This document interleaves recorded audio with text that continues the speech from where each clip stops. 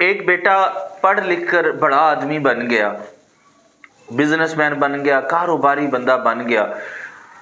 اب بچپن میں ہی اس بچے کے جو والد تھے وہ گزر گئے۔ آپ کی والدہ نے بڑی مشقتوں کے ساتھ، بڑی محنتوں کے ساتھ اپنے بیٹے کی پرورش کی۔ اس ماں نے امیروں کے گھروں میں، چودھریوں کے گھروں میں، کیونکہ پرانا واقعہ ہے نا، پرانے دور کا یہ واقعہ ہے، اس نے دیواروں پر تھاپیاں تھپ تھپ کر اپنے بچے کو پالا، ہر کام کیا، تپڑیاں لوگوں کی لگائیں، لوگوں کے برتن دھوئے، کپڑے دھوئے، پتہ نہیں کن کن مشکل حالات سے وہ گزری اور اپنے بیٹے کو پڑھایا۔ جب بیٹا پڑھ لکھ گیا، امیر بن گیا، بزنس مین بن گیا، اب بچے کی ماں نے شادی کی۔ جب بہو آئی تو بہو کے ساتھ آپس میں گھر میں لڑائی جھگڑا رہنے لگ پڑا۔ اب گھر کے اندر نا بڑیاں نوکو ٹوکے شروع ہو گئی، بڑی لڑائیاں جھگڑے شروع ہو گئے۔ لڑائی جھگڑے یہ تھے کہ بیٹا اور بہو ماں کو ان پڑھ جاہل گوار سمجھتے تھے، اور خود کا جو سٹینڈرڈ تھا وہ سمجھتے تھے کہ ہم بڑے ہائی سٹینڈرڈ کے لوگ ہیں، ہم بڑے ہائی کوالیفائڈ لوگ ہیں، ہماری جو ماں ہے وہ ان پڑھ جاہل گوار ہے۔ ایون ڈیٹ یہاں تک ہوا کہ وہ کہیں گھر میں کوئی مہمان آ جاتے یا کہیں جاتے آتے تو وہ اپنی ماں کا تعارف تک نہیں کرواتے تھے، یہ سوچ کر کہ ہماری ماں گوار ہے، جاہل ہے، پڑھی لکھی نہیں ہے۔ ماں کو وہ کم تر اور خود کو بڑا بالا تر سمجھنا شروع ہو گئے۔ گھر کے اندر لڑائیاں جھگڑے، بات بہت بڑھ چکی تھی۔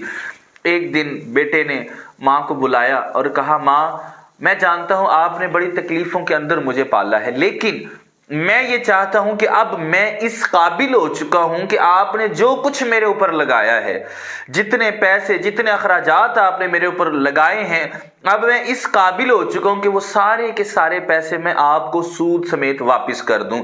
آپ مجھے بتائیں آپ نے میرے اوپر کتنے اخراجات لگائے ہیں، اور عزت کے ساتھ آپ الگ ہو جائیں، میں الگ ہو جاتا ہوں۔ ماں نے یہ جب جملے سنے تو یقیناً ماں کا دل پھٹ چکا ہوگا۔ تب یہ جملے جب بچے نے کہے ہوں گے نا، ماں کا کلیجہ پھٹ چکا ہوگا کہ میرے بیٹے نے آج کیا کہہ دیا ہے۔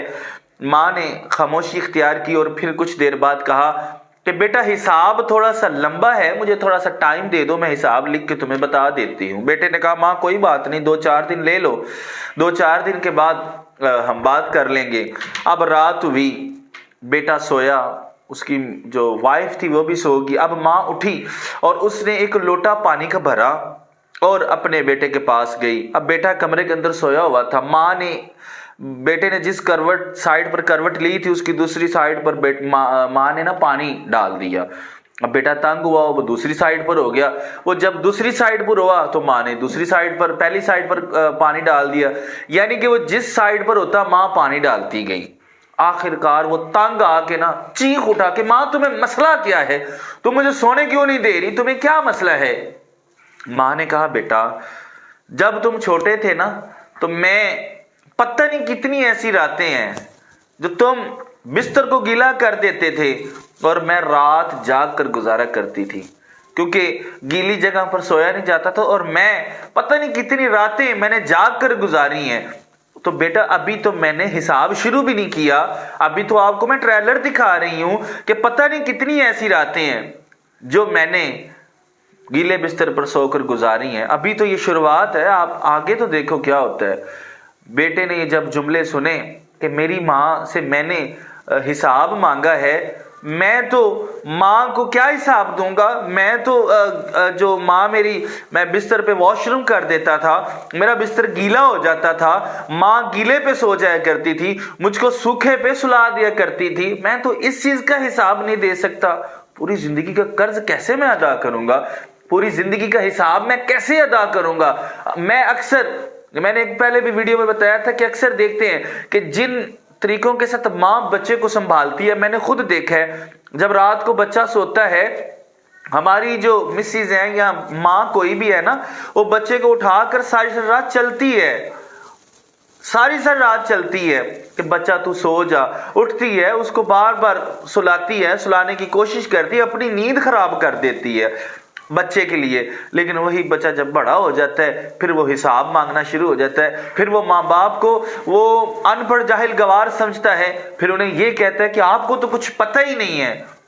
ہم پڑھ لکھ گئے ہیں, ہمیں سب کچھ پتہ ہے, تو ایسی چیزیں ہوتی ہیں کہ جو بچے ماں باپ کو سمجھتے ہیں کہ آپ کو کچھ بھی پتہ نہیں ہے, جو بھی کچھ ہمیں پتہ ہے ہمیں ہی پتہ ہے. یہ باتیں جو تھیں حساب والی, ان باتوں نے اس نوجوان کو بڑا جھنجھوڑا, رات بھر سوچ بچار میں سویا نہیں, اور یقیناً اس کو احساس ہو گیا ہوگا کہ ماں کا جو ہمارے اوپر قرض ہے نا, وہ کوئی چھوٹا قرض نہیں ہے. ناظرین, ہمارے ماں باپ بڑے قیمتی ہیں, یہ بڑے انمول تحفے ہیں. اگر یہ ہم سے بچھڑ گئے نا تو ہمیں پھولوں کی سیج پر بھی نیند نہیں آنی. ان کی قدر کریں.